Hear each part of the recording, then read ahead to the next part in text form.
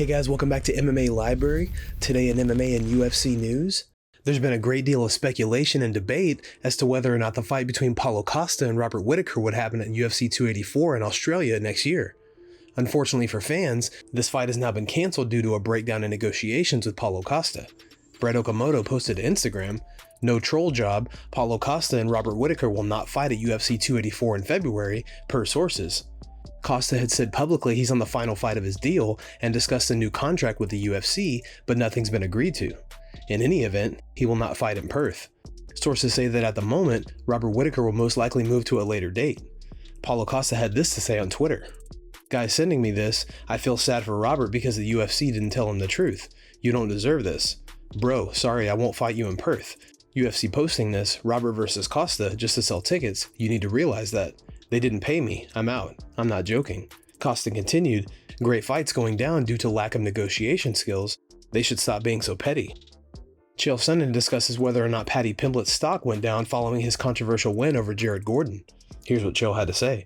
Paddy the Batty. So somebody had made a comment that Paddy, he goes from a most popular guy to it's done and it's over and nobody likes him. But I do bring the point, you're talking about Paddy's stock is going down. Daniel Cormier came out, he had talked about this. DC said, no, this isn't going to hurt him. This fight isn't going to hurt him. It was a very simple statement like, no guys, this isn't up for opinion. There's data that you look to, but whatever that data produces is your answer. You can rely on it. It's to a point of being scientific for our little unsophisticated industry. But if a fight is over on the back end of it, whoever was part of that card that gets talked about the most wins. It is one of the most important ingredients to Suga Sean's algorithm. And I tell you guys that because you see him catch on, you just can't quite figure out how he did it. Paddy's being talked about more than anybody. Paddy wins. That's how this works. If you're talking about stock and you're talking about rising, if you're talking about star power and drawability, that's how it works. Alex Pereira was in attendance this past weekend at Karate Combat 37 and showed off his kicking power. Pereira easily broke Boss Rutan's record and set a new one for Karate Combat. Pereira's kick registered a huge 90,987, whereas Rutan scored a 88,388. Here's the footage of both Pereira and Rutan testing out their kicking power. Yeah, it has to hit the target. Make it have your low kick, see what happens. You see, double kick with the shin. A little straighter. I'm so glad I'm not holding that. Okay. What have I? I'm going to try to.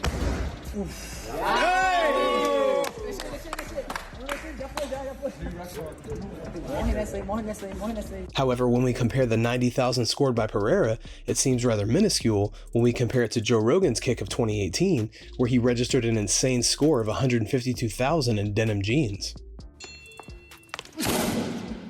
Oh, 120,000.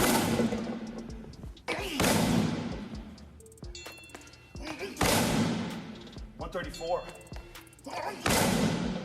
35. 132. Jimmy Crute is returning to the octagon after almost a year to face off against Alonzo Menifield at UFC 284 in Perth. Here's what Crute had to say about the light heavyweight division.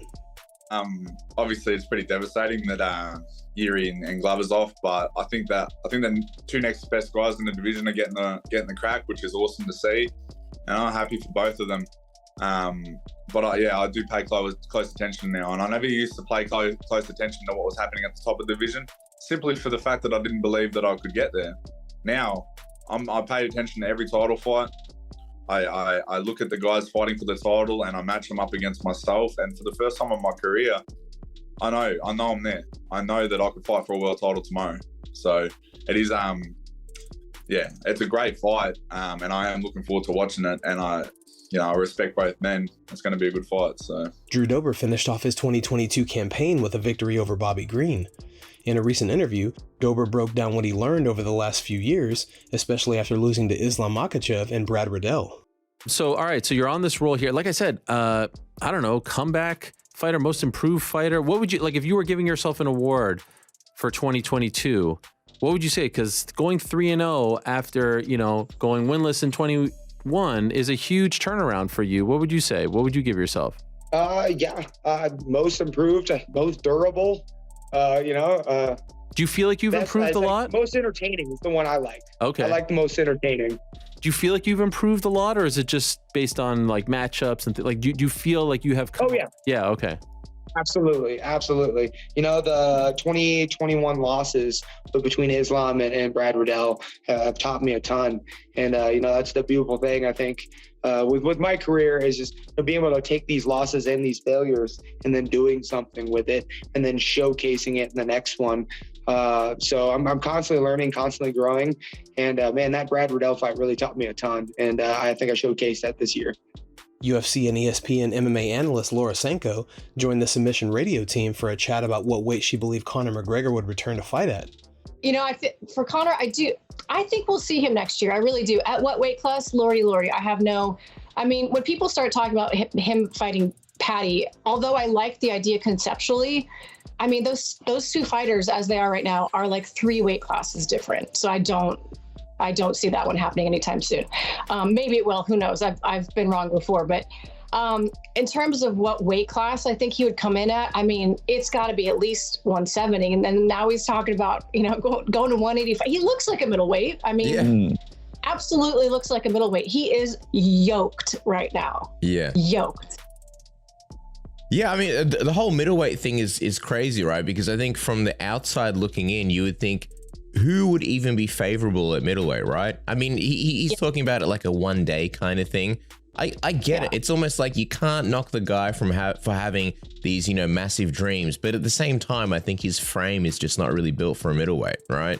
Yeah, I agree. I mean, he looks like he has the thickness of a middleweight, but then when you know how tall he is in real life, he would be pretty undersized for that division. You look at guys like Izzy, you know, even Cannonier and Strickland that we saw last night. I mean, he'd be pretty short to face those guys. I think 170. You know, he'll be cutting hard to 170. I don't know what he walks around at right now, but I'm pretty good at guessing people's weights, and it's definitely over 200 pounds. Sugar Sean O'Malley and his coach Tim Welch break down whether or not Paddy Pimblett will become a pay-per-view star.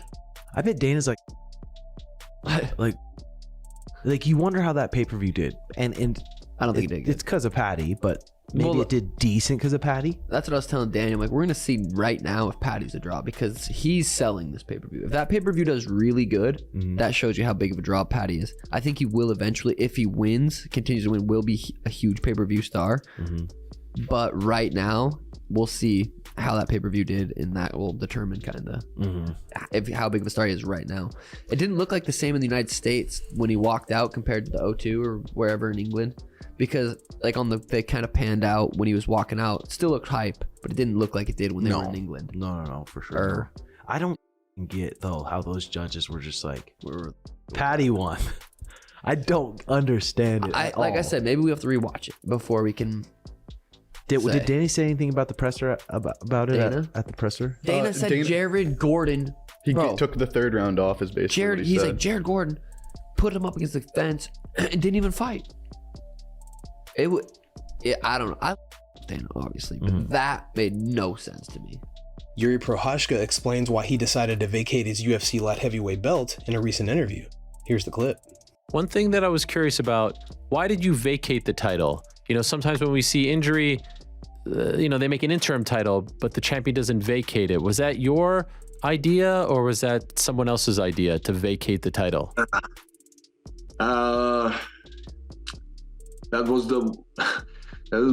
very hard thing for me, but I don't want to talk about that a lot. But after talk with the UFC, with the directors of UFC, I have to let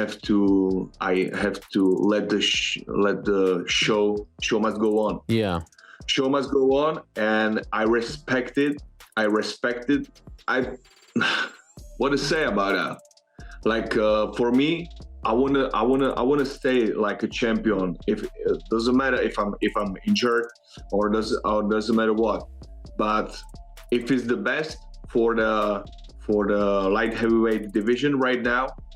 Paulo Costa shares some recent sparring footage.